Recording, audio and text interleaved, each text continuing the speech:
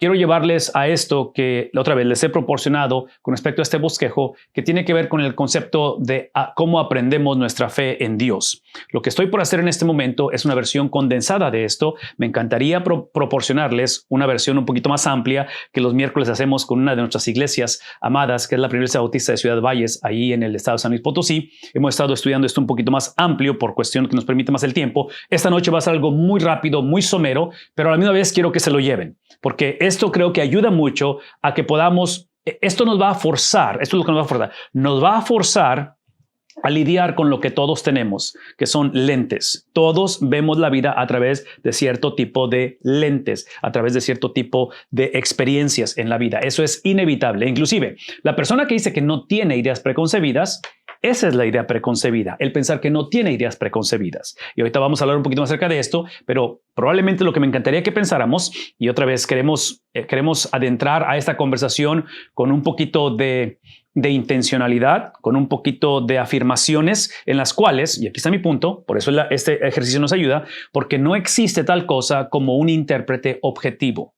No existe la objetividad en su totalidad. Y no tanto que nos caracterice o que deseemos ser universalistas o pluralistas, donde cada quien tiene su verdad, no es lo que estamos implicando. Simplemente estamos implicando lo que acabo de decir. Somos el producto de trayectorias, de experiencias, de personas que nos moldearon, dónde fuimos criados, quiénes fueron nuestros padres, nuestros abuelos, en fin, todo eso es la acumulación de todo eso es lo que nos permite ser lo que somos en esta hora. Es obvio que nosotros nos acercamos a este tipo de conversaciones, hablando de su experiencia, a través del Dios que es soberano.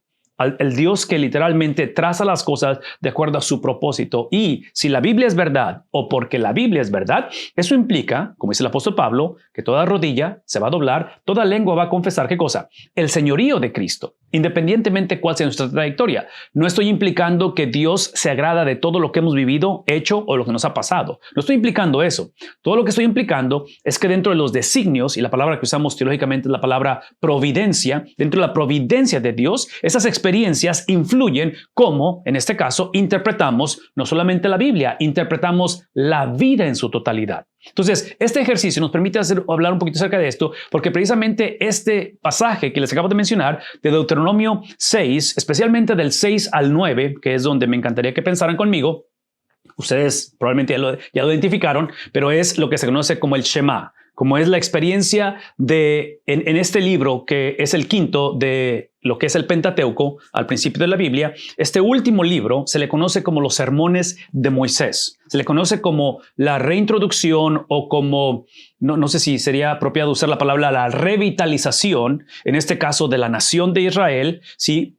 Que es la generación que está por poseer la tierra. Entonces, este es un momento en la historia del mundo, no nada más del pueblo de Dios, extremadamente importante, porque esta es la generación que le toca o le va a tocar experimentar el cumplimiento de lo que se había prometido anteriormente. Y lo interesante de la conversación con respecto a este pasaje en particular, que lo usamos como el ejemplo para ilustrar el punto que estamos tratando de hacer, con respecto a la trayectoria de cómo aprendemos, cómo es que Dios en sus designios, en su soberanía, en sus prodigios, Él estructura las cosas de tal manera que Moisés se cree que en su edad avanzada está escribiendo este libro y sabiendo que él no va a entrar a la tierra prometida, Moisés es la acumulación de básicamente una trayectoria bastante extensa en experiencias, está hablando de él, experiencias personales, obviamente su encuentro con Dios, su crecimiento, dónde nació, en fin, todo esto que hasta cierta manera, si puede empezar conmigo, esos sermones de Moisés en el libro de Deuteronomio, hasta cierta manera Moisés los presenta en esta expresión o en esta condición, y la palabra que hemos usado es la palabra irresoluble, donde no se puede resolver esta tensión, donde Moisés está hablando desde una perspectiva donde está viendo en un espejo retrovisor lo que Dios ha hecho, hablando o entendiendo que ya está al final de su jornada.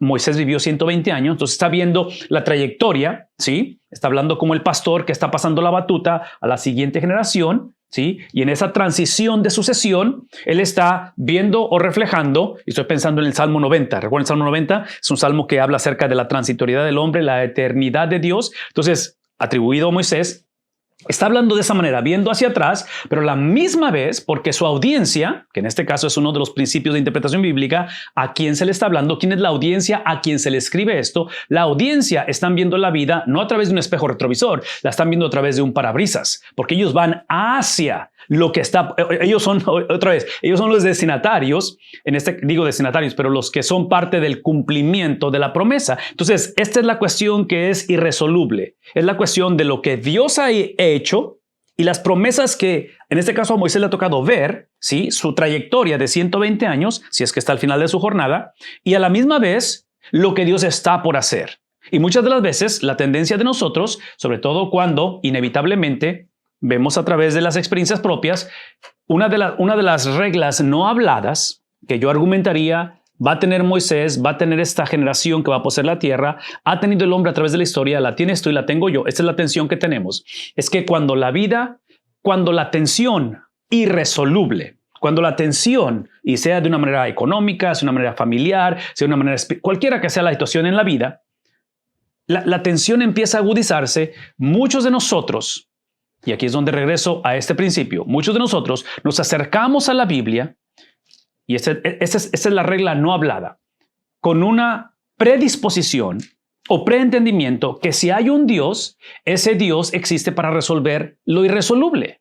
Entonces, si el diagnóstico del doctor es no favorable, si la situación, otra vez, emocional, sentimental, espiritual, no está estable, nos acercamos al Señor para que resuelva esa situación o esa tensión. Entonces, lo que nos va a enseñar este ejercicio, número uno, es de que Dios, aun cuando Él puede resolver lo irresoluble, si el ejemplo supremo es Cristo, es obvio que Dios no le resolvió lo irresoluble a Cristo. ¿Cómo lo sé eso? Lo sabemos porque la noche que va a ser entregado, precisamente estando Él orando gotas de sangre, Él pide y dice, si es posible, resuelve lo irresoluble, ¿verdad? Es que pase de mí esta copa. ¿Cuál fue la respuesta? La respuesta está basada en el plan eterno de Dios. Está basada en el plan que Él había trazado antes de la fundación del mundo. Entonces, traduzcan esto, lo que estoy diciendo, en la conversación que encontramos Moisés hablando desde un espejo retrovisor y a la misma vez el parabrisas, usando esa analogía de lo que ya pasó y hacia dónde va esto. La respuesta del padre para con el hijo, la noche que va a ser entregado, fue simplemente, aun cuando puedo resolver la tensión y evitar que tomes de esta copa amarga, la invitación va a ser la misma, que fue desde un principio del padre para con el hijo y del padre para los hijos, para nosotros. Confía en mi confiabilidad. Ese es el punto. Confía en mi confiabilidad. Pon tu confianza en el hecho de que yo soy confiable, dice el Señor. Traduzcan esto en lo que está pasando en Deuteronomio. En Deuteronomio, Moisés, al reintroducir la ley, al reafirmar y otra vez, proceso de revitalización, proceso otra vez de lo que estamos hablando, y específicamente en el Shema, habla y dice, oye Israel, el Señor, ¿qué cosa? Uno no es otra cosa más que la reintroducción del monoteísmo, la reintroducción del carácter de Dios, la reintroducción de lo que Dios ha dicho de sí mismo, de su persona. Y menciono esto porque es importante lo que tú y yo creemos de Dios, pero es más importante lo que Dios cree de Él mismo. Entonces, nuestras creencias están basadas en lo que Él dice de Él mismo, que es lo que está haciendo Moisés en ese aspecto. Entonces, Moisés está introduciendo lo que diríamos el Evangelio, y el punto es el punto es que lo está llevando a pasos de fe, y están aprendiendo y conociendo. Este ejercicio lo que hace, si podemos conectar un poquito la conversación, lo que hace, va a usar uno de los eventos trascendentales que son uno de los pilares de nuestra fe o de la fe del pueblo de Dios, que es la resurrección precisamente de Jesucristo. Y solamente usa esto como el ejemplo para ilustrar este aspecto de cómo las personas, cómo las generaciones, cómo los contextos influyen en cómo aprendemos la fe. Entonces, cuando hablamos de interpretación de la Biblia, que es el punto de nuestra clase, una vez más, este ejercicio me está forzando a reconocer que así como, en este caso, la generación que va a poseer la tierra, vienen de una trayectoria religiosa, de una trayectoria, de una perspectiva, de una cosmovisión. Moisés está hablando desde una cosmovisión propia de lo que él experimentó. Se están moviendo a poseer una tierra que está llena de generaciones, de naciones, las cuales tienen su propia cosmovisión. ¿Qué es el punto? De que toda esta diversidad, toda esta experiencia, toda esta trayectoria, todos estos contextos a la luz de las Escrituras, con la intervención del Espíritu Santo, que es el autor de la Biblia, nos permite ver la diversidad como tracción en lugar de fricción. Un paréntesis, y ese es el paréntesis para la iglesia, para todos, pastores, líderes. Una de las cosas que influyen o que potencialmente pueden ser un reto para la iglesia hoy en día, y no pueden, yo creo que lo es cuando la iglesia empieza a tener homogeneidad, cuando empezamos a atraer personas que piensan, sienten, actúan, ven la vida como nosotros solamente. Cuando la iglesia empieza a perder esa diversidad. Y menciono esto porque es obvio que en doctrina tiene que haber homogeneidad, pero la doctrina la vemos simplemente, la doctrina no se ve como el techo, se ve como el piso, no como la meta, sino como el principio. ¿Por qué? Porque esa doctrina que es básica, en otras palabras, la doctrina que es lo que la palabra de Dios dice y lo que la palabra de Dios implica o quiso decir, ¿sí? Esa doctrina lo que nos permite, nos da la libertad precisamente de poder relacionarnos en un contexto de diversidad porque tenemos lo que es veraz. Y esta veracidad, siempre hemos dicho esta palabra y si la quieren apuntar en sus notas, la doctrina siempre es relacional. Conocer el Evangelio, conocer a Jesucristo, que es la esencia de Dios, es para que otros conozcan de Él. Entonces, el conocer la doctrina, el saber la palabra de Dios, es para poder vivir en un contexto de diversidad. ¿Qué estoy diciendo?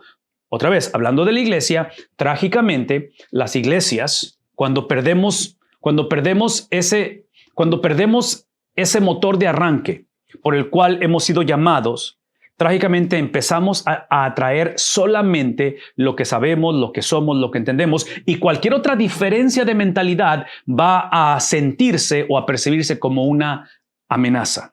Y ahí es donde nos metemos en problemas, yo argumentaría, porque otra vez, muchas de las veces si no tenemos cuidado, y es lo que vamos a aprender a través de esta clase, es de que si no tenemos cuidado, la tendencia de todos es venir a la palabra de Dios o la iglesia a la que asistimos, o la manera en que predicamos, simplemente para afirmar lo que de antemano ya creemos. Entonces, ahí es donde potencialmente hay un problema. Otras cosas que quiero mencionar, antes de moverme a los ejemplos, es esto. La meta de nuestra clase, en un momento dado, y esta es una de las cosas que invitamos a que consideremos, es estimular nuestro pensar, es estimular lo que creemos y por qué lo creemos. Ahora, una de las razones por qué necesitamos estimular eso, aparte de lo que acabo de explicar, de la homogeneidad y que potencialmente esa homogeneidad o esas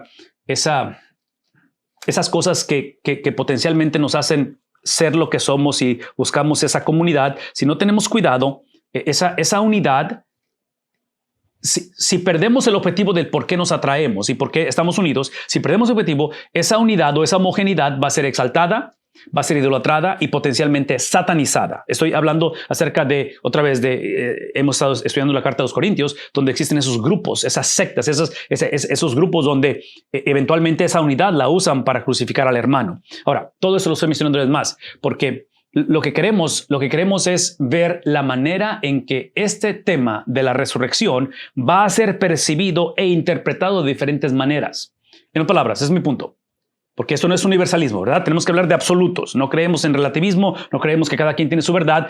Estamos hablando de algo que literalmente la resurrección de Jesús es una de esas doctrinas o factores que en un momento dado no requieren fe para afirmar que eso sucedió. Hay evidencias históricas, evidencias arqueológicas, literatura fuera de la palabra de Dios que corroboran que ese es un evento real, que hace 2000 años hubo un varón que no solamente caminó a través de este mundo, pero literalmente murió y literalmente resucitó. Ahora, eso es importante, pero es obvio que esto tiene que involucrar la fe eventualmente. Pero menciono todo esto porque eso es donde la conversación inicia. Entonces, el punto aquí es otra vez, es imaginarnos que estamos en un diálogo con personas que piensan, que creen, que ven la vida diferente a la de nosotros y que este tema potencialmente puede ser completamente locura. Puede ser un tema en el cual, y esto es lo que yo argumentaría que es lo que pasa hoy en día, mucha de nuestra gente en las iglesias, este tema no lo oponen, simplemente no ven su relevancia.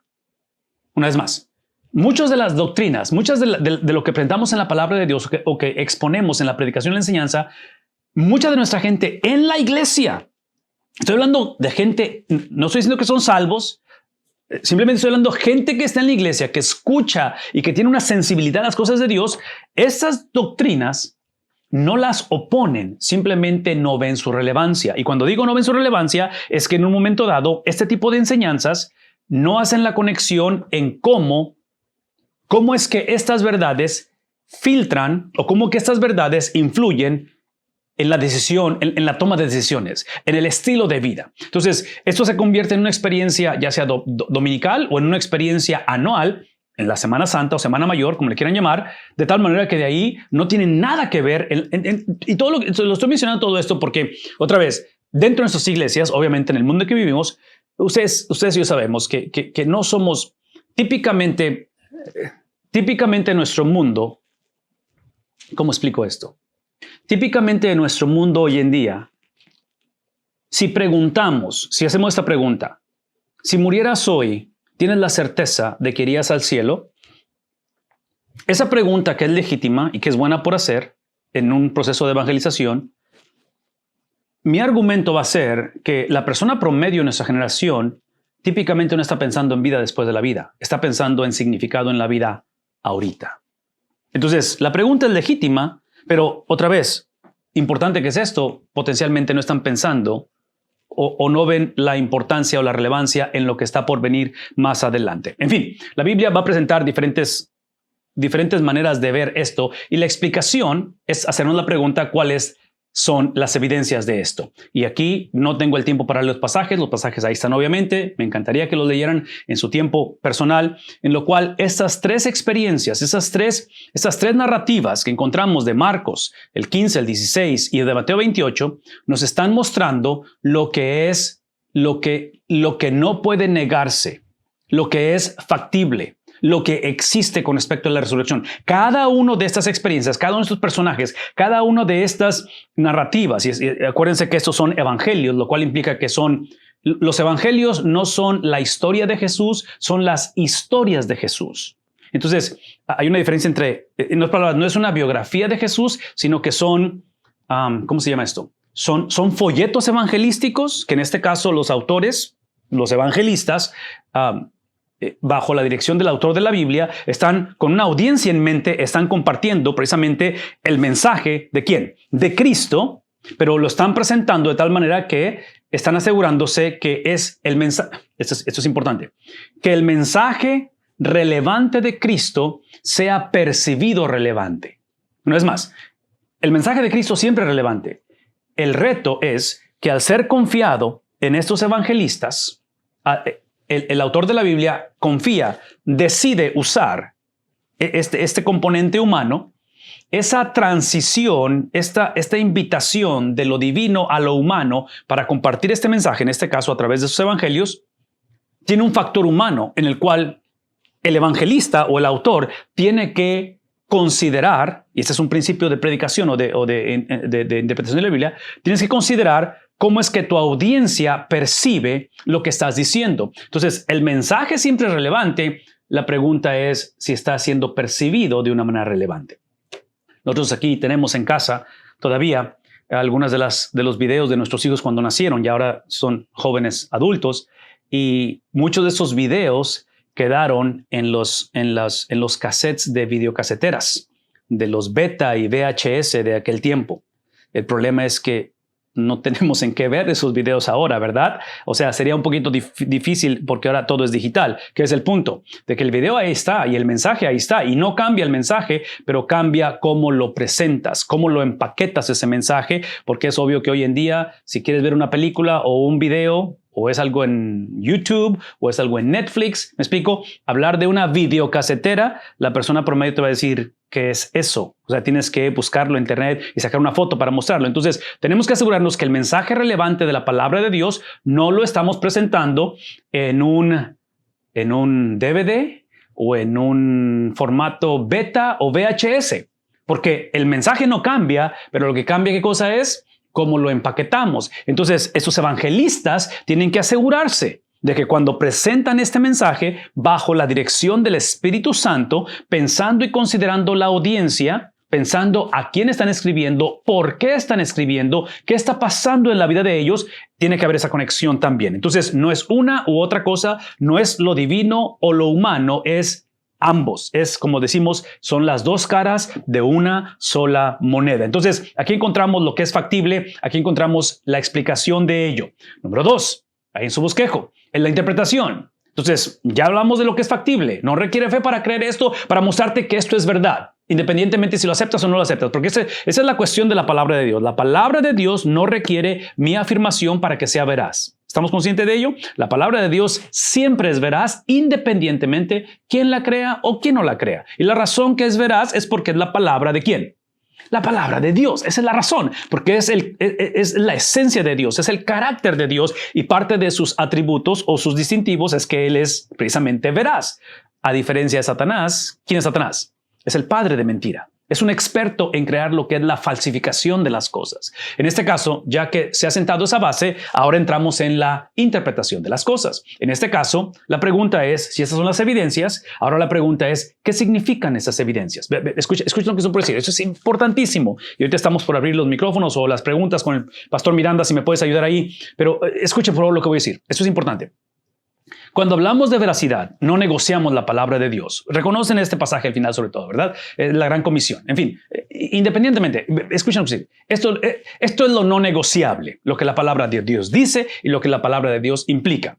Pero ya que sentamos esas bases y sin pedir disculpas, comentamos, presentamos, exponemos este mensaje, tiene que crear ese espacio donde ahora podamos dar margen a decir, ok, ya que se presentó este mensaje, la pregunta es, ¿qué es lo que significa para ti esto?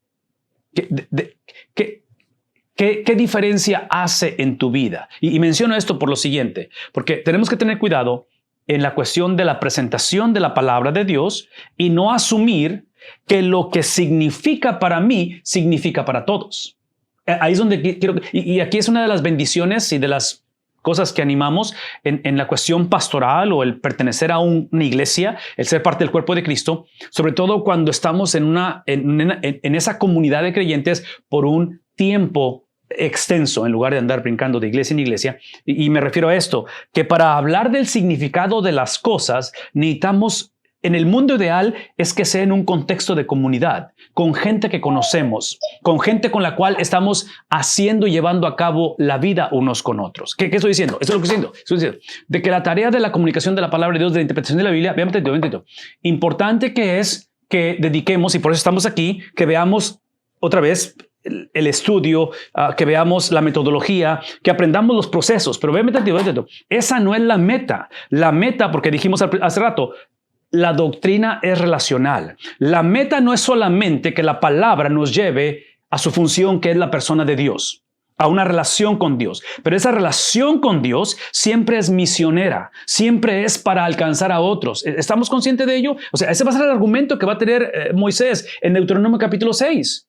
Inclusive, esa relación con los pueblos paganos, Dios estipula cómo van a ser esas relaciones. Y menciono todo esto porque otra vez, aquí es donde debemos darnos ese margen de hacernos la pregunta, ¿qué significan esto? Y aquí es donde encontramos diferentes significados de la experiencia, el punto de la resurrección, diferentes significados. La interpretación de Cristo. Ese es el pasaje cuando hablamos de los que van en camino a Emaús, cómo es que Él interpreta la resurrección. Y ustedes recuerdan la historia, pero Él va a irse desde los profetas y básicamente hacer un recuento, una vista panorámica de toda la trayectoria de cómo apuntaba a esta experiencia de la resurrección. Encontramos la interpretación de Pedro en el día de Pentecostés, y donde Pedro habla acerca de lo que para él significa la resurrección de Cristo. Obviamente encontramos la interpretación de Pablo, donde Pablo habla acerca, haciendo una defensa, una apología acerca de su apostolado. Típicamente es lo característico de Pablo, especialmente al principio de las cartas.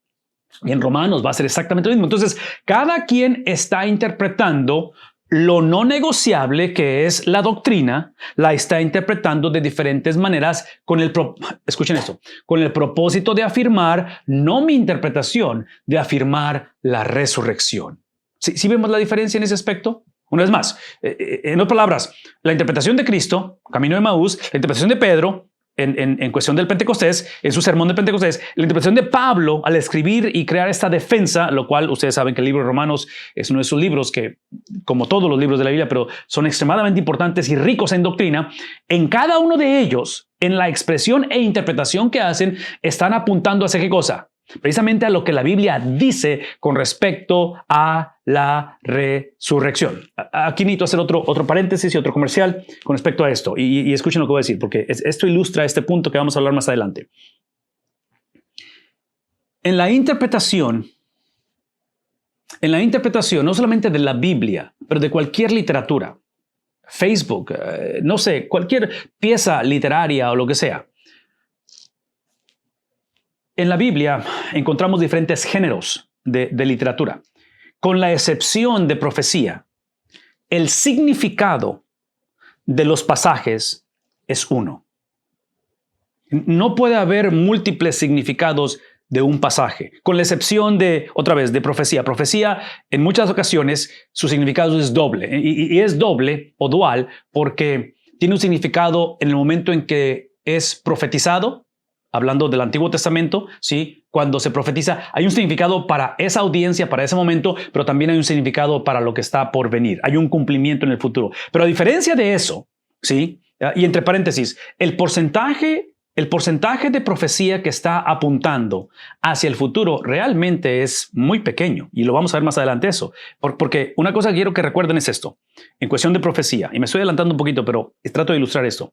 En cuestión de profecía, la profecía en la Biblia, importante que es su cumplimiento, y es una de las cosas que corrobora la veracidad de la Biblia, el cumplimiento de profecía o la exactitud con respecto a lo que fue profetizado y su cumplimiento. Pero escuchen lo que voy a decir.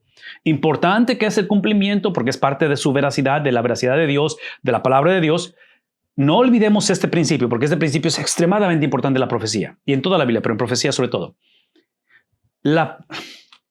Dios, a través de la historia, ha decidido relacionarse con el hombre a través de pactos, a través de una relación de pacto. Y eso lo podemos ver a través de toda la Biblia. El pacto supremo, obviamente, el cumplimiento es Cristo Jesús, ¿verdad? La noche que fue entregado en el aposento alto, ¿qué es lo que hace? Toma un pan, toma una copa y está reintroduciendo no el antiguo pacto. ¿Qué dice él? Representa la sangre del nuevo. En fin, el punto es que dentro de esta manera que él, otra vez, ha decidido operar a través de pactos, en cuestión de profecía, que es otra vez, la afirmación, la reintroducción, la recapitalización de pactos, ¿sí? La profecía, su énfasis principal es la reforma en ese momento, que va a depender mucho de esa reforma. Y cuando digo reforma, estoy hablando de arrepentimiento, porque típicamente el pueblo de Israel vivía, obviamente, como si no hubiera Dios. Entonces, los profetas están diciendo, ok, sí existen promesas que han de cumplirse, pero dependen de, ¿qué cosa? De una reforma del presente. Entonces, es ese componente condicional e incondicional de todo esto, pero mi punto es que simplemente hay un solo significado en la palabra de Dios. Y por eso es que estoy usando sus ejemplos con respecto a la persona de Cristo, su interpretación, la interpretación de Pedro, la interpretación de Pablo, que están otra vez en diferentes contextos, basado en la audiencia, ¿verdad? El punto es la audiencia. Es el mismo mensaje, es el mismo espíritu, es el mismo autor hablando a través de Jesús, el mismo autor hablando a través de Pedro, el mismo autor hablando a través de Pablo. El mensaje es el mismo, está reintroduciendo el mismo principio, simplemente que está dependiendo de audiencias. Déjenme hacer uno más y abrimos para preguntas, Pastor Miranda. Número 3 es la aplicación. Entonces, ya vimos lo que es factible, ya vimos lo que es no negociable, ya vimos, y eso nos permite, otra vez, hablar acerca de cómo interpretamos esto, qué es el significado de esto en tu contexto. Y el número 3, ahora nos movemos a lo que es la aplicación. Entonces, otra vez, piensen en un diálogo, en un grupo pequeño, en un hogar, piensa en el tío con el cual necesita venir a conocer a Cristo, en un hijo que potencialmente necesita escuchar, en fin. Pensemos en un contexto de intimidad, en un contexto de no pensemos nada más en un viaje misionero, pero en algo de intimidad, en algo de relacional. Este número 3 lo que hace, después de haber visto lo que es factible, después de darnos el margen de decir, ok, ¿qué significa esto en tu vida, en tu experiencia, ahora que mamá pasó por esto, ahora que, en fin? Este número 3 nos permite ahora hablar y personalizar. Porque si en el número 2 hablamos acerca de el significado de estas evidencias, ¿sí? Y diste margen a un diálogo con personas que potencialmente su significado es un poquito diferente al tuyo. En el sentido de, otra vez, piensen en Jesús, en Pedro, en Pablo, en la diversidad de cómo están interpretando esto. En la aplicación, ahora, si pudieran usar y estoy usando comillas, ¿sí? Comillas, en ese aspecto, nos hemos ganado el derecho de ahora compartir cómo es que estas evidencias, que ya estamos de acuerdo en que son factibles, de que, hey, no hay vuelta de hoja, ¿verdad? O sea, y otra vez, piensen en diferentes temas en la vida y hoy en día nuestra cultura, si se ponen a pensar, hoy en día nuestra cultura, nuestra generación, por la manera en que vivimos, por la manera en que funcionamos como generación, y estoy hablando en el aspecto del secularismo, en fin, somos una generación, e inclusive mi argumento va a ser dentro de la iglesia, somos una generación de cristianos extremadamente moralistas. Y todo esto son cosas negativas, no son cosas positivas, pero yo argumentaría que esto nos está dando margen a poder hablar acerca precisamente de lo que está en la pantalla, a poder presentar nuestra defensa, a poder presentar de qué manera es que, en este caso, esta doctrina, esta perspectiva, este entendimiento, esto que es veraz, ¿sí? Está o ha afectado mi vida personalmente. ¿Qué es el punto? ¿Qué es el punto? De que este número 3 tenemos que asegurarnos en la interpretación de la Biblia y en el compartir la Biblia de que este no sea la manera en que empezamos o el motor de arranque de lo que hacemos. Menciono esto porque, ¿cómo explico esto? Somos una generación en la que trágicamente hablar de pecado es extremadamente ofensivo. Y típicamente lo que se dice hoy en día es que el único pecado que hay es decir que hay pecado. Porque somos una nación que supuestamente todo se vale, ¿no es cierto? O sea, tienes que predicar de una manera que no ofendas a nadie y tienes que incluir a todos. O sea, en fin, aquí está mi punto.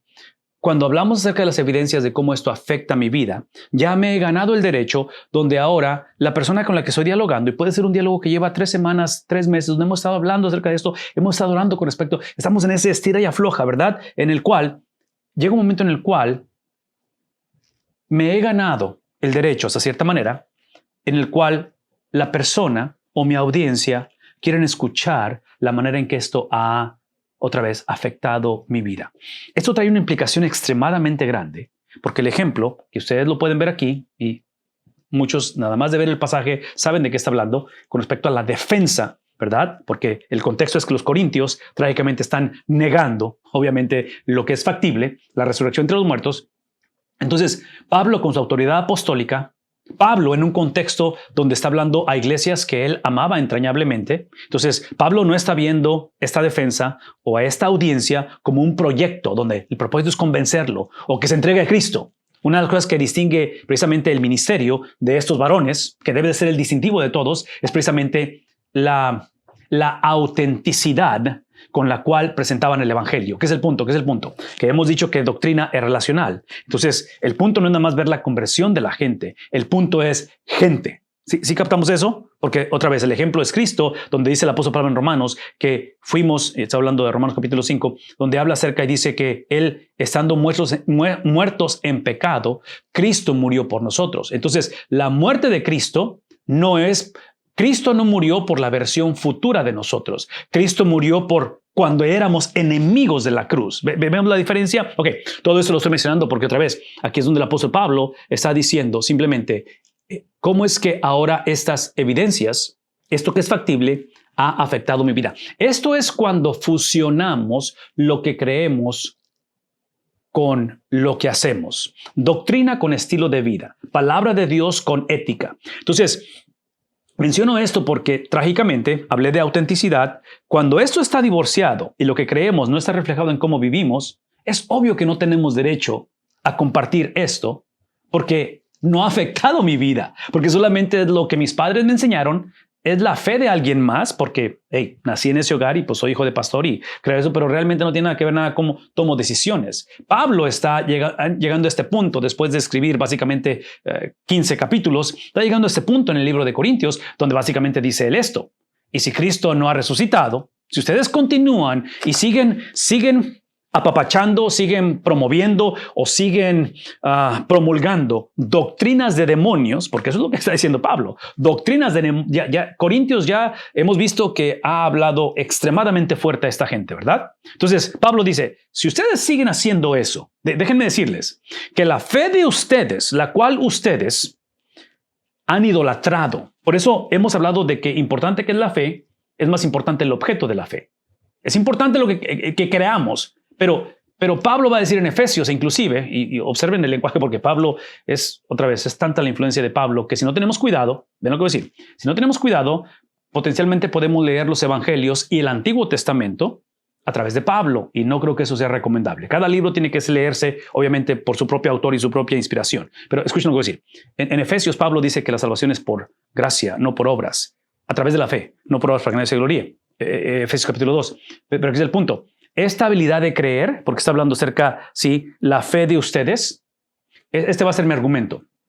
Y no estoy diciendo que estoy en lo correcto, simplemente estoy tratando de crear otra vez un poquito de esa conversación.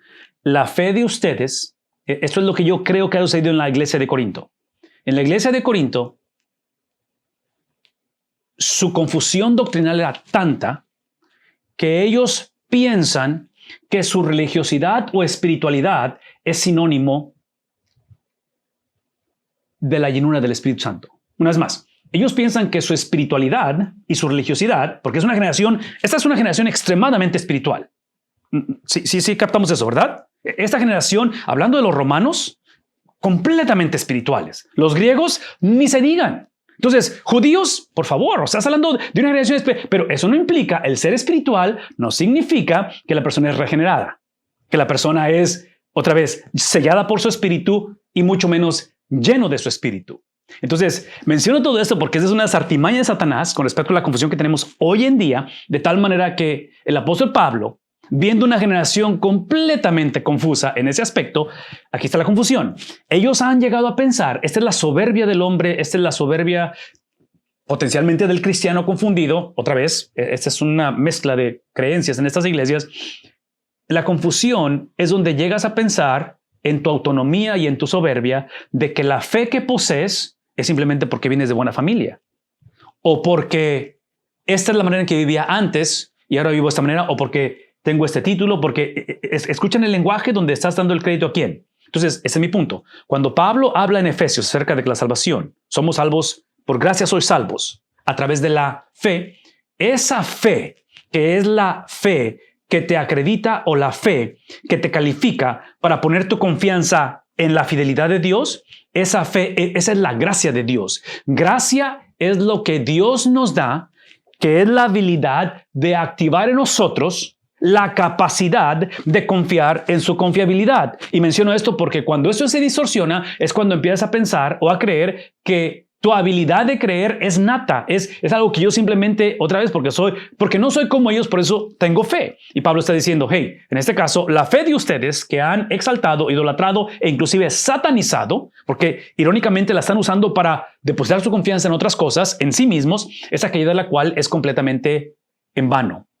Es ilusoria, dice aquí, y todavía están en vuestros pecados, porque es obvio que sin fe nadie verá al Señor, ¿verdad? Entonces es requerida esa fe. En fin, en este caso, también están perdidos los que murieron en Cristo. Entonces, observen cómo Pablo está llevando la conversación de decir, estas evidencias, la manera en que afectan mi vida, es en el punto en el cual, importante que es la fe.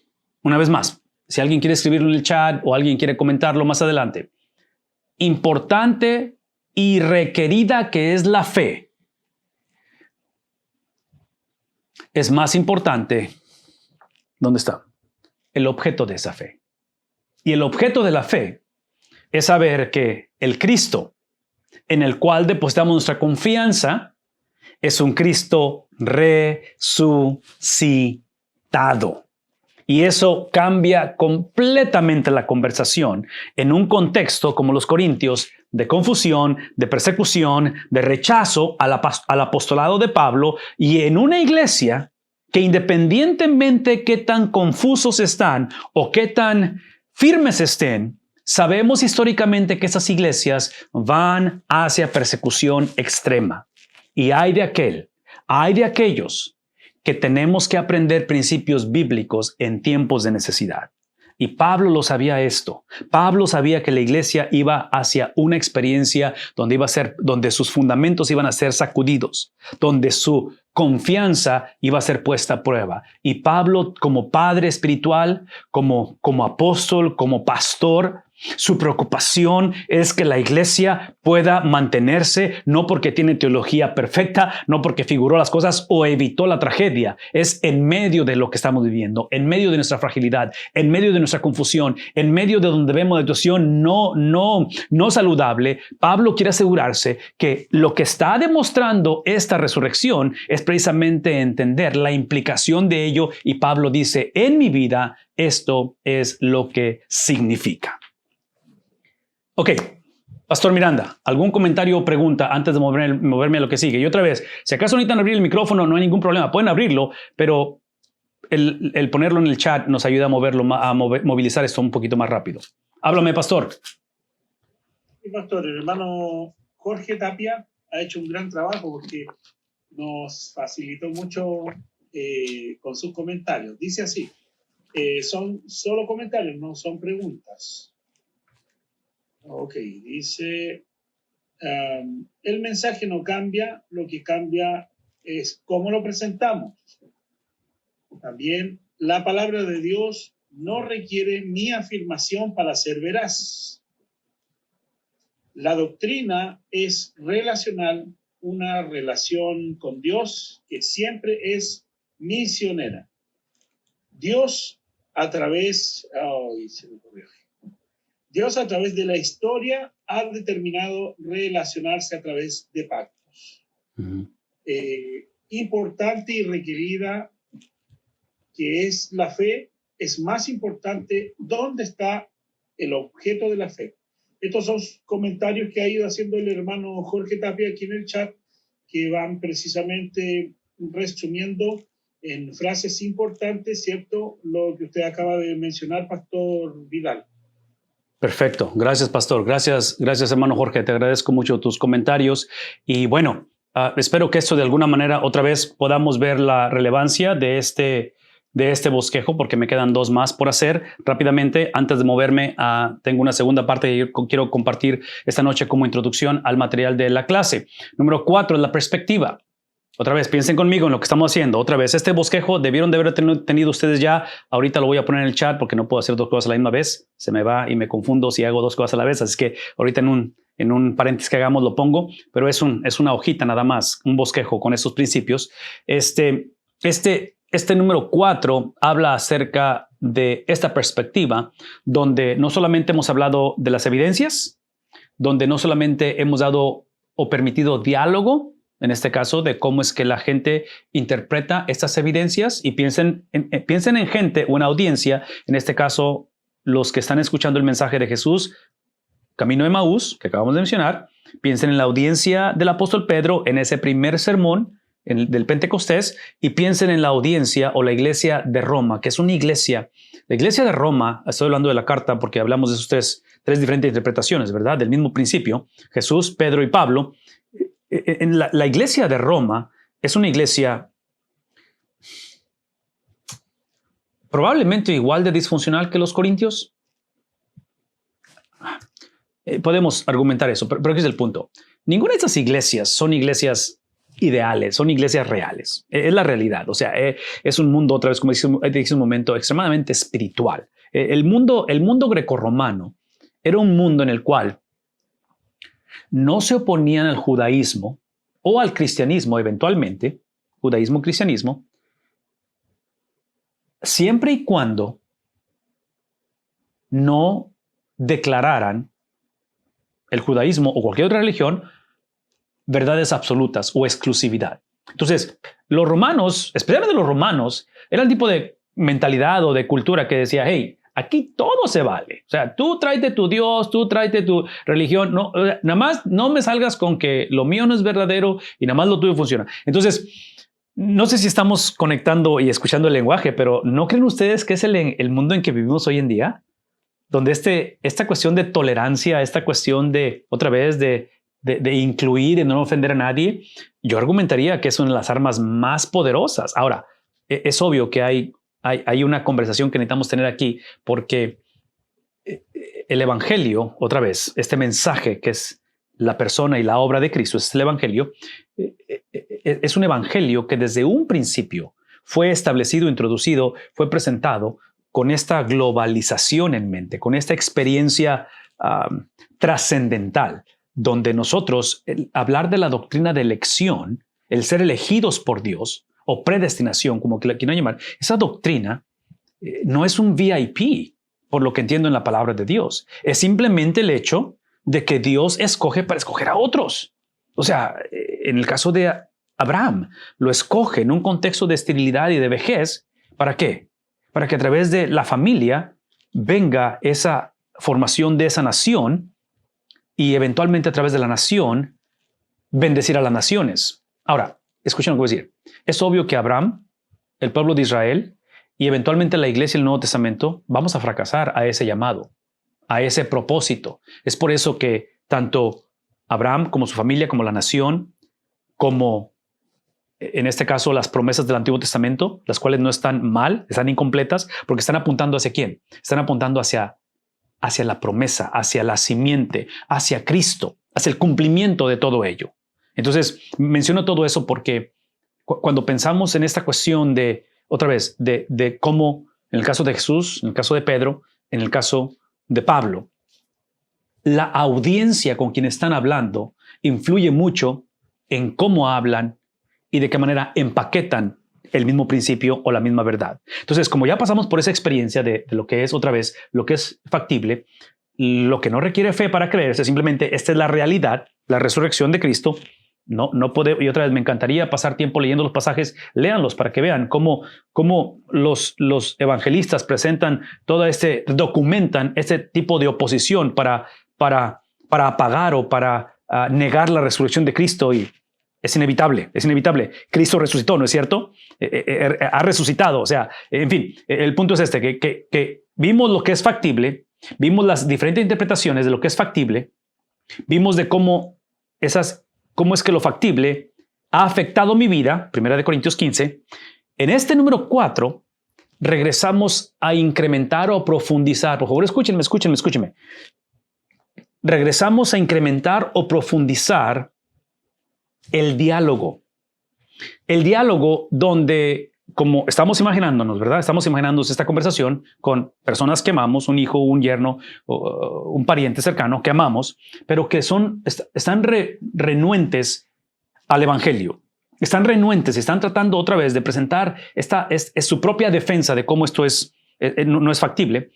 Aquí es donde vean lo que dice aquí en la pregunta. ¿Cuáles serían otras maneras de ver estas evidencias? Entonces, entre más profundizamos, entre más exponemos, entre más afirmamos lo que es veraz, que es la palabra de Dios, por favor no pierdan esto.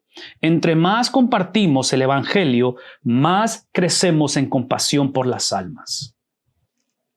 No es más, entre más compartimos la centralidad del carácter y la obra de Cristo Jesús, entre más nos distingue la veracidad de la palabra de Dios, más profunda es la pasión que tenemos por las almas. Es más la intencionalidad de atraer a personas que son exactamente lo opuesto a nosotros, lo cual no es fácil hoy en día. Lo cual potencialmente, pensando en la persona de Cristo, potencialmente nos puede pasar lo que le pasó a Cristo, cuando es acusado de ser un glotón, de sentarse a comer con pecadores. ¿Recuerdan eso? Entonces, y otra vez, estoy diciendo cosas que potencialmente son un poquito controversiales, pero Dios permita que en nuestras iglesias se nos etiquete, se nos acuse de estar atrayendo gente que no son temerosos de Dios o que no son amantes del Evangelio. Por favor, obviamente dicho, el punto aquí es el Evangelio, no es la gente, ¿verdad? O sea, y menciono esto porque el que la gente venga, el que la gente busque, el que la gente sienta ese tipo de comezón o atracción, no sé cómo lo quieran llamar, a lo que estamos predicando, a la veracidad de la Biblia, ven un momentito. Otra vez, lo dije al principio, el punto no es homogeneidad, porque si el punto lo hacemos la homogeneidad, eventualmente la vamos a exaltar, idolatrar y satanizar. ¿Qué estamos diciendo? Que otra vez vamos a pensar que somos una iglesia saludable porque somos un montón de gente, cuando sabemos que importante que es que la iglesia crezca, pero ese crecimiento tenemos que asegurarnos que está basado en la veracidad de su evangelio. Necesitamos, ve lo que dice, la iglesia necesita crecer de tal manera que su crecimiento, que en su crecimiento, Dios esté dispuesto a hacer el aval de ese crecimiento. ¿Saben lo que es un aval? Alguien que firma, sí, se responsabiliza por las acciones de alguien más, por el préstamo que sacó o por la inversión que hizo. Entonces piensen conmigo, porque si somos honestos, trágicamente, y argumentaría que los Corintios es uno de ellos, y la mayoría de las iglesias en el Nuevo Testamento son iglesias que obviamente Dios está teniendo problemas serios con ellos. Si ustedes leen el Apocalipsis, por cuanto no fuiste frío ni caliente, sino que fuiste tibio, ¿qué voy a hacer contigo? Entonces, menciono todo esto porque el crecimiento debe de ser algo que sucede como producto de, pero aseguremos que el crecimiento es un crecimiento del cual Dios está dispuesto a hacer el aval de ese crecimiento. Que Dios diga, adelante. Es algo que yo bendigo, a diferencia de que potencialmente puede ser un crecimiento por el carisma del líder, puede ser un crecimiento y ustedes empiezan a poder decir eso. Y otra vez, Pastor Tapia, voy a hacer un comentario que otra vez espero que no sea controversial, o a lo mejor lo es demasiado tarde. Ya lo voy a hacer. Ven un tantito. Es lo que voy a decir. Porque yo sé que aquí hay bastantes pastores y aquí todos estamos debajo de autoridad pastoral, porque me imagino que todos estamos en una iglesia o hemos estado en una iglesia y alguien está predicando. En fin, escuchen lo que digo. Cuando hablo de ese crecimiento, que es un crecimiento donde Dios esté dispuesto a hacer el aval de ese crecimiento en la vida de la iglesia, mi súplica, mi plegaria, mi deseo, mi oración, y hablo como alguien que batalla con eso, no como alguien que tiene figurado eso, ¿verdad? Lejos estemos de presentar el evangelio de esa manera. Somos mendigos diciendo a otros mendigos dónde está el pan, ¿verdad? Ese es el evangelio. Un mendigo, ok. Pero aquí está mi punto. Si como pastores, como líderes, como varones, como damas, al ser parte del cuerpo de Cristo y queremos una iglesia de la cual Dios se responsabilice de ella, aval. Yo voy a argumentar que la iglesia y su liderazgo, y escuchen el lenguaje, porque son otra vez las dos caras de la misma moneda, iglesia y liderazgo obviamente diaconado, pastorado, estoy hablando la totalidad de la iglesia, debe de estar de acuerdo en la prioridad de la exposición de la palabra de Dios. Una vez más, porque yo sé que esto suena obvio, pero no lo es. No lo es. Yo estoy convencido hoy en día que si hay ignorancia o porque hay ignorancia en nuestros días, en medio del pueblo de Dios, de su palabra, porque hay ignorancia, mi argumento, y suena completamente prejuicioso, pido disculpas, estoy ofendiendo a alguien, pero otra vez, estoy hablando como alguien que batalla con esto. Mi argumento va a ser, es porque hemos negociado, minimizado, o nos hemos irresponsabilizado, ¿saben esa palabra? Donde no nos responsabilizamos de la importancia de la exposición de la palabra de Dios. Eso es lo que estoy diciendo, por favor escúchenme.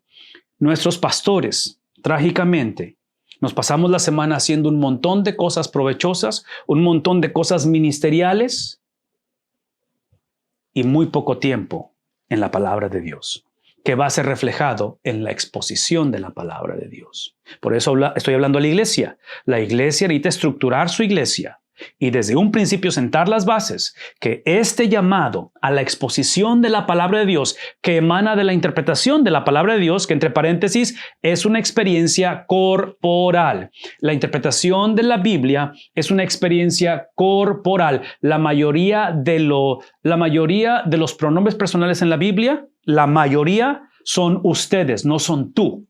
Es ustedes.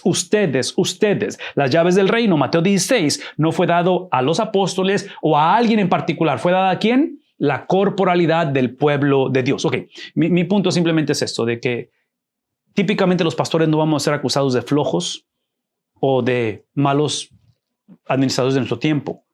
Es simplemente que estamos extremadamente ocupados. Y es obvio, quiero ser sensible a este tema. Yo aplaudo y admiro a nuestros pastores que por necesidad, por la situación de una plantación, por diferentes circunstancias, son bivocacionales.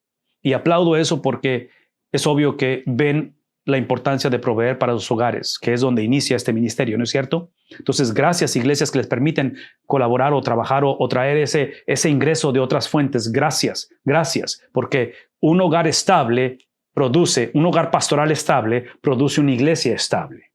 No es más, un hogar pastoral estable, y estoy hablando en todo aspecto, incluyendo lo económico, ¿sí? Produce entonces, una es lo bivocacional, la otra es que la iglesia necesita recompensar, o no recompensar, ¿cuál es la palabra? Remunerar a sus pastores correctamente. Pero el punto es simplemente esto, de que de alguna manera, como pastores, como iglesias, necesitamos regresar a ver la prioridad de la exposición de la palabra de Dios. Me he salido un poquito del tema con respecto a esto porque creo que es importante esto con la conversación de la interpretación de la Biblia, porque la interpretación de la Biblia, otra vez, la doctrina, conocer, extraer, encontrarnos con el mensaje central, con el mensaje inmovible, inmutable de la palabra de Dios, siempre es para exposición de ella, siempre es para beneficio de otros, ¿verdad? Por eso dijimos doctrina relacional. Pero en este caso, regresando al número 4, es donde nos está permitiendo ahora ver la posibilidad de otro tipo de percepción con respecto a ello. Aquí estamos todavía potencialmente en ese argumento, en esa apología, en esa defensa de la fe, y estamos abiertos a ver por qué la gente rechaza lo que es obvio, lo que es veraz. Hablar del evangelio, hablar del aborto, hablar de la importancia de la vida, hablar de la formación de un matrimonio. En fin, ustedes saben, todos esos temas que son en nuestra conversación hoy en día, el pan nuestro de cada día. ¿Por qué es que lo obvio no se ve tan obvio? Y aquí es donde quiero que me vean los ejemplos, hablando de ese ejercicio. Uno son los griegos. El punto es la resurrección, ¿verdad? Entonces los griegos van a tener su respuesta a la cuestión de la resurrección. No la van a aceptar. Esta mentalidad, ¿cuál es la palabra? Helenística, creo que es la palabra. Así se dice. O sea, esta mentalidad griega opone, porque los griegos tenían la facultad o tenían la doctrina o la filosofía de separar lo espiritual o lo invisible de lo material o lo tangible. Y dentro de esa separación existía diferentes niveles.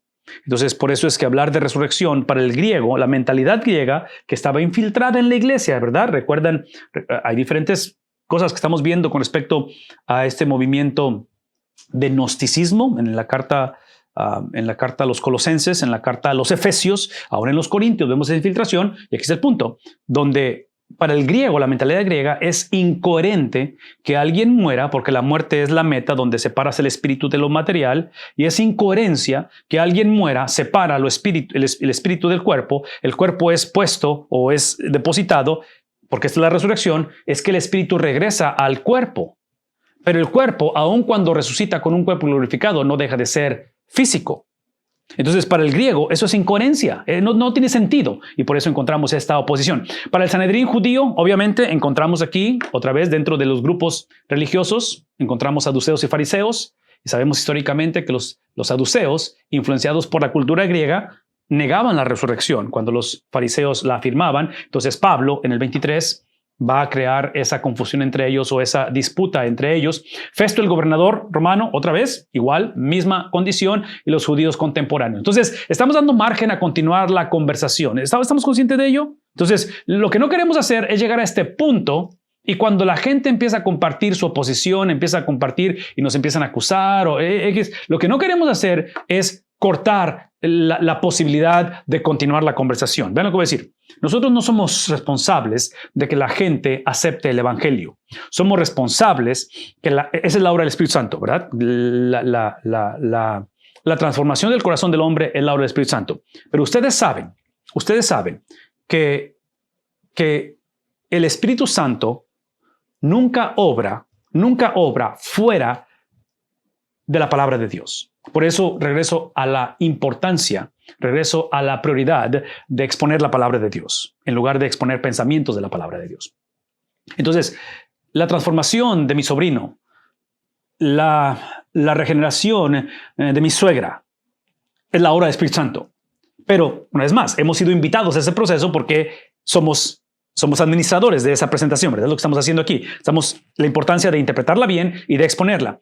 Entonces, lo que no queremos hacer es en un momento dado cuando hay oposición o porque va a haber oposición, es de que esa oposición nos desarme y no sepamos qué hacer porque estamos tan acostumbrados a homogeneidad, estamos tan acostumbrados a simplemente relacionarnos con aquella gente que piensa como yo, actúa como yo, ve la vida como yo, tiene la misma trayectoria que yo, que cuando encontramos a alguien con una actitud o pensamiento o simplemente rechazo, ahí es donde decimos, no, pues ya me desarmó, o sea, ya no sé qué hacer. Porque como no tenemos compatibilidad espiritual, la cortamos por lo sano y no queremos hablar con la persona. Y otra vez, yo pienso que el cristiano tiene que ser sensible al Espíritu de Dios y saber cómo y cuándo, pero simplemente el principio general es ese diálogo donde ese diálogo en un momento dado pone la responsabilidad en ese aspecto de recordarnos a nosotros mismos que es el Espíritu quien cambia el corazón de ello. Mi responsabilidad, si estamos hablando del número 4 en el proceso, falta 1 en este proceso, mi responsabilidad es asegurarme que esa persona, que ese sobrino, que esa persona que ha estado viniendo a la iglesia, pero que está renuente a aceptar el evangelio, esa persona tiene que estar convencida de una sola cosa. No tiene que afirmar lo que yo afirmo, pero tiene que estar segura que lo que yo afirmo lo afirmo con convicción. Entonces, no tienes que creer lo que estoy diciendo, pero tienes que creer que lo que yo creo realmente está basado en convicción. Entonces, ahí es donde potencialmente continuamos esta conversación. El último de ellos, y aquí otra vez, si hay algún comentario o pregunta, queremos ponerlo, es la cuestión de la empatía, donde otra vez habla acerca de estas perspectivas, qué es lo que hace que la gente vea las perspectivas diferentes, el rechazo, la cuestión de dónde viene, qué le pasó en matrimonio anterior, la pérdida de un hijo, lo que sea, de tal manera que aquí es el pasaje de Mateo 9:24, donde este diálogo de un padre de familia con Jesús, donde le afirma que va a suceder, pero otra vez esta cuestión de creer, y él responde diciendo, sí creo, exclamó de inmediato el padre del muchacho y dice, creo, ayuda, ¿qué cosa? Mi incredulidad, lo que dice la versión Reina Valera, ¿sí? Ayuda mi incredulidad, ayuda mi poca fe. Entonces, creo, ayuda mi incredulidad o ayuda mi poca fe. Es una situación en la cual obviamente no sabemos de dónde viene esta falta de fe, esta falta de confianza. No sabemos, simplemente estamos viendo un caso en el cual tenemos que ser sensibles a la necesidad de la gente. El apóstol Pablo simplemente usa esto para concluir la conversación donde afirmamos esto. Esta es la razón por la cual interpreto y aplico esas evidencias de la manera en que lo hago. Esta es la razón. Véame tantito. Una cosa que voy a estar enfatizando a través de nuestros 2 meses de clase es, esto lo voy a enfatizar una y otra vez. El evangelio no es mi testimonio. El evangelio es el testimonio de Cristo. No es más. El evangelio no es mi testimonio. Yo argumentaría que yo tengo un testimonio de mi conversión por el evangelio. El evangelio creó mi testimonio. El evangelio produce mi testimonio, porque es una persona, es Cristo. Quien cambia la vida del ser humano es Cristo. Y menciono esto porque importante que es mi narrativa, mi experiencia, mi niñez, mi juventud, de dónde vengo. Eso es importante. Y eso puede ser un instrumento para el diálogo. Pero mi testimonio no va a cambiar a nadie. Quien va a cambiar a la persona es Cristo. Aquí es el punto. La razón que menciono esto es porque aquí es donde está la importancia de la exposición de la palabra de Dios. La palabra de Dios, este libro es un libro cristocéntrico. Este libro no se trata de la nación de Israel, este libro no se trata de la iglesia, este libro no trata de ti, no se trata de mí, se trata de Cristo. Entonces, la exposición de la palabra de Dios lo que está haciendo, está discipulando, está instruyendo, está confrontando al ser humano, al cristiano no cristiano, ¿con qué? Con el carácter de Cristo, los pensamientos de Cristo, el sentir de Cristo, el hablar de Cristo, la manera de pensar de Cristo. Entonces, menciono todo eso porque cuando habla este ejercicio de por qué interpreto y aplico esas evidencias de la manera en que lo hago, Pablo está en un contexto donde tiene que presentar su testimonio. Pero escuchen lo que voy a decir. La manera en que él presenta su testimonio en este debate es la imagen de una corte donde se están disputando un caso legal. El testimonio de Pablo, en este caso, es para introducir el testimonio de alguien más. La clave de esta conversación no es lo que le pasó a Pablo, lo que Pablo desea, lo que Pablo era, lo que Pablo... Eso es importante. Y obviamente tiene un testimonio muy, muy, muy importante el de Pablo. Pero eso no es el punto de la conversación. ¿Es el testimonio de quién? Es el testimonio de Cristo. Entonces, el capítulo 3 de Filipenses, que es donde está esta narrativa, inicia Pablo confrontando a los judaizantes. Ustedes recordarán esto, la iglesia en Filipo se ha infiltrado, doctrina falsa, una vez más, doctrina de demonios. Y están tratando de llevar a la iglesia de Filipo de regreso a los rudimentos de la fe. Están tratando de regresarlos al judaísmo, creando ese elitismo, creando ese proselitismo, creando esas condiciones que han sido nulificadas a través de la persona de Cristo con respecto a la ley. Vean lo que voy a decir. Y en esa conversación Pablo viene sin pedir disculpas, viene con la autoridad dada por la palabra de Dios a confrontar a ellos. Y básicamente en los versículos previos, que no tenemos tiempo para leer, él simplemente va a decir, hey, ustedes piensan que este cumplimiento de la ley es lo que los va a salvar, déjenme decirles de cómo yo cumplí la ley y cómo lo que era para mí la ley. Empieza a describir al principio del capítulo, que es hebreo de hebreos, de la tribu de Benjamín, circuncidado en el 8º día, con respecto a la ley que dice irreprensible, el cual no está diciendo que él es perfecto, simplemente está diciendo, con respecto a la ley, no es que no pecara yo, es que siempre tenía el sacrificio perfecto para cada pecado que tuve. Entonces, no tengo historial. Todo mi pecado estuvo literalmente redimido conforme yo avanzaba y hacía lo que hacía, porque perfeccionaba la ley. ¿Qué es el punto? ¿Qué es el punto? El punto es que Pablo, vean lo que voy a decir, porque estamos hablando acerca de cómo es que estas evidencias, ¿por qué las interpreto como las interpreto? Y acuérdense. Estas epístolas, ¿cómo digo esto? Estas epístolas no solamente es la palabra de Dios, pero es la interpretación de las palabras de Cristo. Porque los evangelios no narran las palabras de Cristo. Las epístolas, hasta cierta manera, que también son las palabras de Cristo, porque Cristo es el autor de la Biblia, pero las epístolas es la explicación, contextualización, es la manera en que Pedro van a decir, esto es lo que Cristo dijo, esto es lo que significa en el contexto de nosotros. Todo esto lo estoy mencionando porque lo que va a hacer el apóstol Pablo en cuestión de la razón por qué interpreto todo lo que estoy diciendo con respecto a la persona de Cristo, en este caso, Pablo llega a este punto. Aquí está mi resumen, aquí está mi currículum, y esto es todo lo que he alcanzado, y termina diciendo esto en el versículo 7. Mas, sin embargo, esto es lo que esperamos que toda persona en su vida tenga. Espero que esta noche todos tengamos un sin embargo, porque viene describiendo, ¿verdad? Todos sus logros, todos sus alcances, en fin, y a lo mejor en nuestro caso pueden ser lo opuesto, pueden ser derrotas, fracasos, frustraciones, en fin, cualquiera que sea el caso, independientemente de dónde estamos y lo que ha pasado, de dónde venimos, tiene que haber un sin embargo, porque eso es lo que hace el Evangelio. El Evangelio crea un sin embargo, en medio de, sin embargo, en medio de... Este es el punto de la conversación. Sin embargo, todo lo que acabo de mencionar, que ustedes, hablando de los judaizantes, ustedes han exaltado, idolatrado y satanizado, que escuchen, la ley de Dios es perfecta. El problema no es la ley. Mi argumento va a ser, que es lo que esos judaizantes quieren regresar a la iglesia, a los rudimentos de la ley. La ley no fue dada para ser obedecida. La ley fue dada para mostrarnos que no podíamos obedecerla. Y no la podíamos obedecer antes de Cristo porque éramos amantes de las tinieblas. Somos hijos de mentira. No andamos en oscuridad accidentalmente o por chiripada. Somos amantes de las tinieblas. Eso es lo que es el hombre. Entonces, no podemos. Somos como Jonás, ¿verdad? En dirección opuesta. Y aunque Jonás era salvo porque era el profeta de Dios, pero simplemente estoy hablando de la imagen de correr en dirección opuesta. Eso es lo que éramos. Entonces, la ley es veraz. La ley sigue siendo la ley. Y la ley nos muestra que no podemos obedecerla. Pero nos muestra en su misericordia. Esta ley, que va a la par con la gracia, nos muestra quién la va a obedecer. Y esa persona, su nombre es, exactamente, Cristo. Entonces, Él es el cumplimiento de la ley y no, eso es importante, no solamente la va a cumplir, pero vean tantito. Cristo, que Cristo es la fusión de ley, Cristo es la fusión de juicio y de gracia, porque Cristo va a cumplir la ley, pero a la misma vez la gracia es que Cristo se responsabiliza de lo que hemos violado de esa ley y Él absorbe las consecuencias de violar la ley o de quebrar la ley. Es por eso que Pablo dice en Corintios que el que no conoció pecado por nosotros, ¿qué cosa? Se hizo pecado.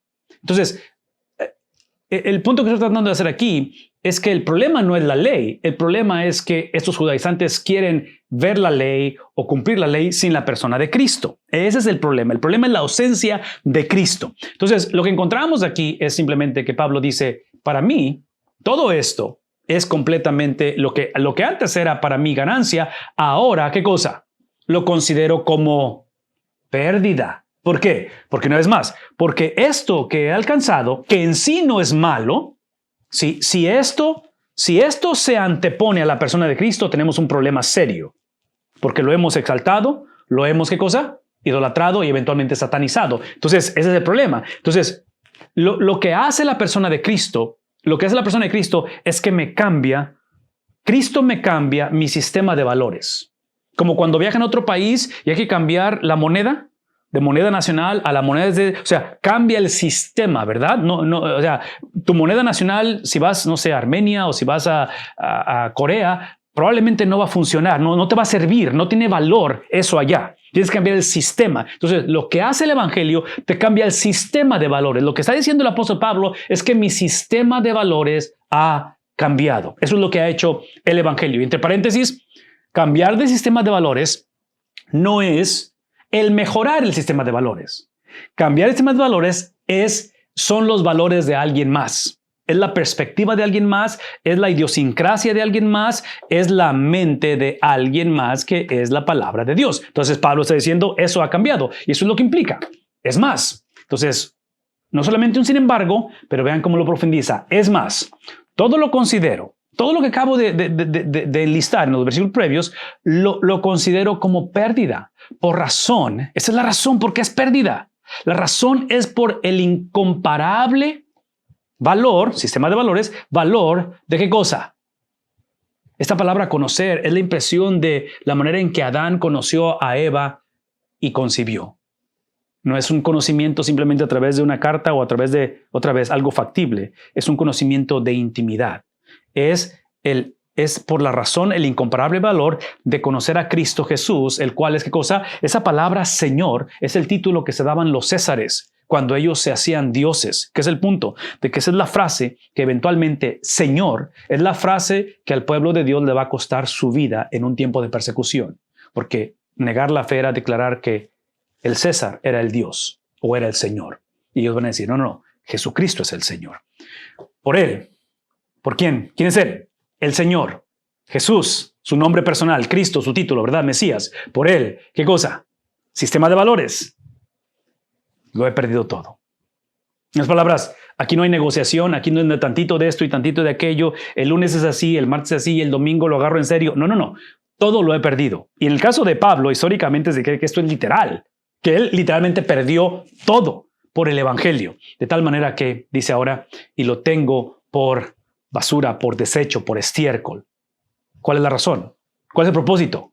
En otras palabras, si mi sistema de valores no es reflejado en la pérdida de todo, no hay manera. Esta cuestión de ganar al fin de ganar a Cristo no sucede accidentalmente, no sucede por chiripada, no sucede por espiritualidad. Sucede con la intencionalidad de todo este preámbulo. De un sistema de valores un sistema de valores que es la convicción, es una convicción reflejada en actitud. Una vez más, es una convicción, es una doctrina, es una manera de ver la vida reflejada en cómo ahora vivo. Y esa es la manera en que gano a Cristo. Y encontrarme, ¿qué cosa? No en una mejor condición. Entre paréntesis, Filipenses. A ver, es una carta, ¿qué cosa? Es una carta de prisión. ¿De dónde está hablando Pablo? ¿De dónde está escribiendo? Está escribiendo desde la cárcel. Y está diciendo, encontrarme en una condición deplorable, en una condición nunca antes vivida, en una condición en la cual parece ser que no existe Dios. Una condición de desolación. En una condición donde históricamente sabemos que va a salir de esta prisión o encarcelamiento en casa. Se cree que hace un cuarto viaje misionero para ser decapitado. La cosa no va a mejorar para él. Y observen cómo él, su prioridad, ¿qué es? Es encontrarme unido a él. ¿Será posible que parte de la convicción del apóstol Pablo con respecto a la resurrección, porque es el tema, ¿verdad? La resurrección es es la razón por la cual creo lo que creo, es simplemente que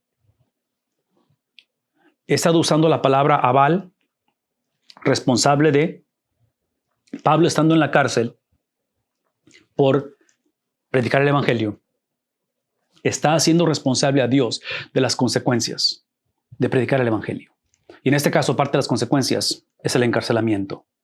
Y dentro de ese encarcelamiento, Pablo ve como su prioridad. Porque en el capítulo 1, versículo 26, él va a decir, para mí el vivir es Cristo y el morir es ganancia. Entonces, la plegaria de Pablo es simplemente, independientemente que suceda, permíteme caminar unido a Él. La familia la he perdido.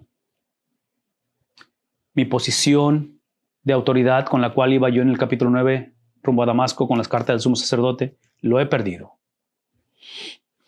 La iglesia me ha despreciado. Pablo hablando. Estoy encarcelado. Y esto no se ve bien. Esto no se ve bien. El reporte del doctor no se ve bien. La situación con los suegros no se ve bien. La situación con cualquiera que sea. Pablo simplemente dice, Señor, todo lo que yo anhelo es estar unido a Él. La pregunta es, ¿qué significa eso? Qué bueno que me preguntaron, porque él va a explicar qué significa eso. Significa que no quiero hacer lo que ustedes están haciendo. Es mi propia justicia. ¿Sí? ¿Que procede de qué cosa? De lo que ustedes están tratando de llevar a la iglesia, de ese moralismo, de esa mentalidad donde ustedes piensan que son el evangelio, que tu testimonio, tu experiencia, lo que te hicieron, eso, sí. No. El evangelio es Cristo, no es lo que te pasó a ti. No es tu testimonio, de tal manera que dice, sino la que se obtiene. ¿Cómo se obtiene esta justicia? Se obtiene exclusivamente mediante, a través de, ¿qué cosa? A través de la fe, importante que es la fe. Esa fe, una vez más voy a decirlo, esa fe es el producto, emana de la gracia de Dios. Dios en su misericordia le da al hombre la habilidad de creer que Él es creíble. Porque anteriormente, ¿qué éramos? Éramos amantes de la mentira. Anteriormente nuestra filosofía y nuestra decisión estaba basada en lo que me beneficiaba a mí. Y dice aquí, es a través de la fe depositada en el objeto de la fe, que es Cristo. Es aquí, cuando eso sucede, cuando mi fe está puesta en su fidelidad. Una vez más, mi fe, escuchen lo que voy a decir. Mi fe, porque ese es el problema con los judaizantes. Mi fe no está puesta en mi fidelidad. No está puesta en mi teología, no está puesta en mi llamado, no está puesta en mi tenacidad. Mi fe, mi confianza no está puesta en mi habilidad de navegar estas aguas turbulentas. Mi fe, que es como la de este varón que leíamos en Marcos 9. Señor, creo, ayuda a mi incredulidad. Esa es tu historia y la mía. Sí, mi fe, esto es gracia, es confiar en algo que es inmovible, en algo que es seguro, en algo que está garantizado, que es el carácter de Dios. Y dice él, la justicia que procede ¿de quién? Ven un tantito. Esta justicia que procede de Dios, por favor escúchenme, ese es el evangelio. La justicia que proviene de Dios, esta es la razón por qué Cristo es confiable. Porque la justicia que proviene de Dios implica que Cristo absorbió esa justicia. Cristo fue condenado. Cristo, cuando Él clamó por ayuda y clamó a su Padre Celestial, las puertas del cielo se cerraron. Cuando Él gritó y dijo, ¿por qué me has abandonado? Nadie vino al rescate por Él. Y menciono todo eso porque la analogía de Jonás, cuando él va en dirección opuesta a la voz de Dios, a la justicia de Dios, Jonás era amante de su propia justicia. Observe, vean lo que hizo Dios con Jonás. Le va a dar marineros paganos que van a llevarlo a buscar a Dios, los que van en la tripulación. Le va a proporcionar Dios a Jonás. Vean la gracia de Dios. Sí, Cristo no recibió gracia, Cristo recibió justicia, ¿verdad? Porque en lugar de darle la justicia a Jonás, sí, le dio gracia porque le da a los marineros, le da una tormenta. La tormenta es simplemente la gracia de Dios cambiando el curso de la historia de Jonás. Le va a dar un pez que obedece a Dios. Y eventualmente esa gracia se extiende, no por Jonás, se extiende por Dios a una ciudad completa llamada Nínive, que es el punto. Toda esa gracia extendida desde marineros, desde naturaleza o tormenta, eventualmente un pez y eventualmente la salvación de una nación. Por favor, un momentito.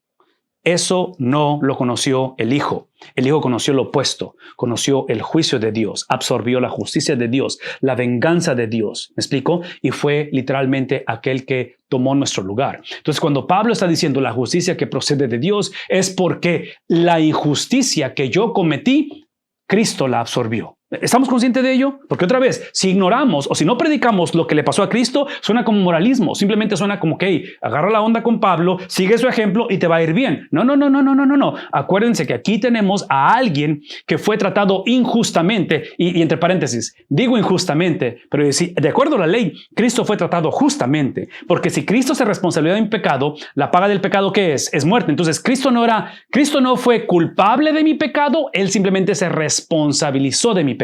¿Ven la diferencia? Ok, todo esto implica que esta justicia que procede de Dios, adivinen qué, está basada en la fe. En la fe de la cual, otra vez, no porque yo puedo, porque yo sé, pero porque Él puede y porque Él sabe. Lo he perdido todo a fin de conocer otra vez a Cristo y experimentar. Eso es conocer a Cristo. Quiero experimentar qué cosa, el poder que se manifestó. Eso es lo que deseo, eso es conocerlo. Conocer el poder que se manifestó. ¿En qué cosa? Observen, regresamos otra vez, la conversación está regresando al punto donde partimos. Esto está basado exclusivamente en el poder de aquel que conoció, hablando de Cristo, conoció el sufrimiento, aquel que fue varón de dolores, aquel que fue el siervo sufriente y que fue literalmente puesto en un sepulcro.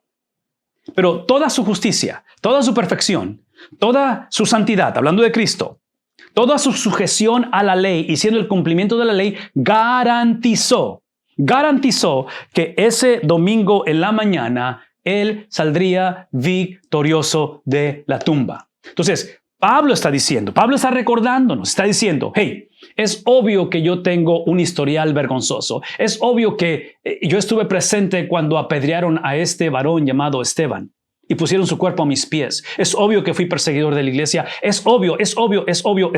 Pero esta conversación está basada en la justicia de alguien más. Es la justicia foránea de alguien más. Es algo que ha sido transferido, ha sido acreditado, ha sido imputado, es la frase que usamos teológicamente hablando, de tal manera que dice, eso lo que produce es que me permite experimentar el poder que se ha manifestado en su resurrección y el participar mientras llego a esa experiencia. O sea, voy a procesar, esto es lo que hace la resurrección. La resurrección me da la habilidad de procesar lo inmediato, que es encarcelamiento tras las rejas, abandono, esta condición inmediata, esto que estoy viviendo ahorita, lo proceso a través de lo posterior. Porque dice Pablo, hey, experimentar el poder que se manifestó en su resurrección, participar en lo inmediato, que fueron sus padecimientos, y llegar a ser semejante a Él, ¿qué cosa? En su muerte. Entonces, la fe es lo que te permite confiar y procesar lo inmediato a través de lo postrero. Porque yo voy a asegurarles esto esta noche. En el abandono de Cristo, en el sufrimiento de Cristo, en la agonía de Cristo, esto es lo que esta es la razón por la cual su palabra es necesaria.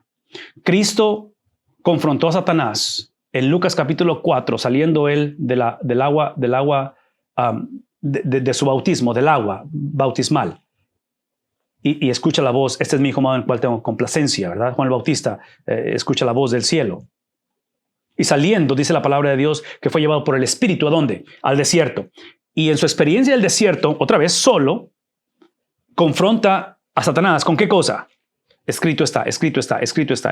¿Qué cosa? Es la palabra de Dios. ¿Qué es el punto? Que es la palabra de Dios, su veracidad, la que le permite a Cristo pasar por toda su agonía, pasar por todo sufrimiento, ser desprendido del Padre, que es un misterio, en el cual desprendimiento en el sentido de que él es abandonado por el Padre. Y Cristo hace todo esto sabiendo lo que está del otro lado de ese sepulcro. ¿Basado en qué cosa? En la confiabilidad del Padre, que es su palabra. Entonces, en este caso, aquí es donde él está pidiendo participar en sus sufrimientos y llegar a ser semejante a él en su muerte. Así, concluyendo, así. ¿Qué cosa? De esa manera. En otras palabras, el tener la capacidad de procesar lo inmediato tras las rejas, ser decapitado, proceso lo inmediato, Vean un tantito, eso es importante. La pérdida que estoy por llevar a cabo en mi vida, porque esta es una iglesia que Pablo amaba.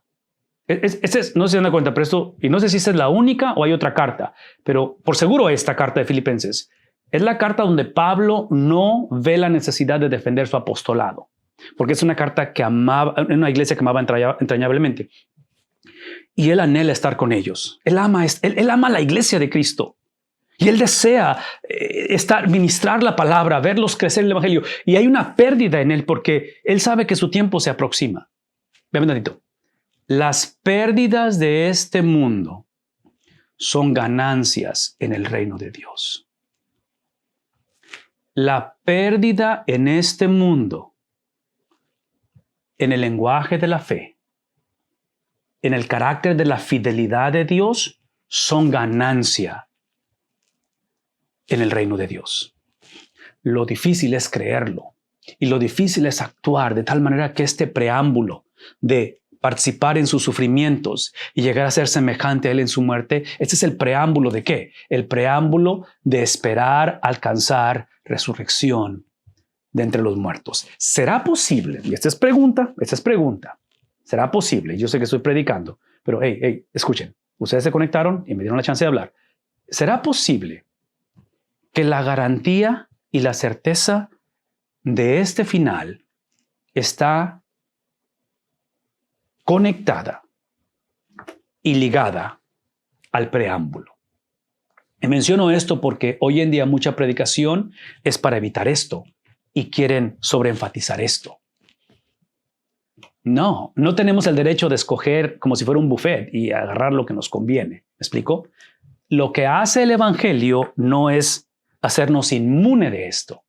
Lo que hace el evangelio es que le da propósito a esto, al sufrimiento, a la muerte. De tal manera que regreso al lenguaje la palabra que está usando con respecto a Dios siendo un aval. Porque el sufrimiento, sí, y la muerte de Pablo, vean un tantito, el sufrimiento de Pablo y su muerte fueron autorizados, el aval de Dios. Glorificaron a Dios en su sufrimiento, en su muerte. La fama, la esencia, el carácter de Dios fue exaltado. El problema de muchos de nosotros es que el sufrimiento es precisamente porque ignoramos a Dios, es porque ignoramos su palabra, es porque nos rebelamos al Señor. Entonces, parte de esta experiencia de la resurrección, que es como concluye él, toda esta cuestión, alcanzar la resurrección entre los muertos, está basada en cómo está procesando lo inmediato. Filipenses es una carta que también, o una iglesia que va rumbo hacia la persecución. Y Pablo está diciendo, déjenme decirles cómo termina la película. Entonces, este ejercicio nos muestra un poquito acerca de ese proceso, de la importancia de ver cómo otros procesan todo esto. Y al final tenemos el privilegio de compartir el evangelio, que es lo que acaba de hacer el apóstol Pablo. Compartió la esencia de este evangelio. Pastor Miranda, háblame. ¿Tenemos algún comentario o pregunta? Y claro, hay algunos comentarios, permítame, y agradecemos por supuesto al pastor Jorge Tapia, que ha hecho este resumen cada vez que vamos entendiendo un principio bíblico, ¿cierto? Estamos en la interpretación bíblica y hay otro hermano que ha hecho una pregunta, perdón, un comentario sobre la historia del Imperio Romano. ¿Cierto? Que hacían una especie de sincretismo al conquistar los pueblos y precisamente lo que pedían era que se diese honor a César y se pudiera tener lealtad al Imperio Romano.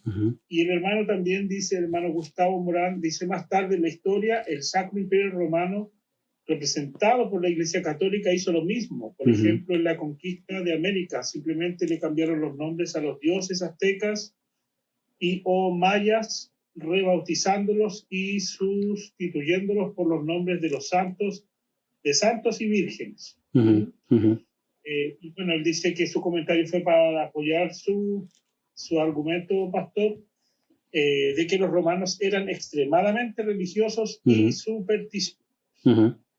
Sí lo eran, definitivamente. Excelente, excelente. Gracias por esos comentarios. Son todos.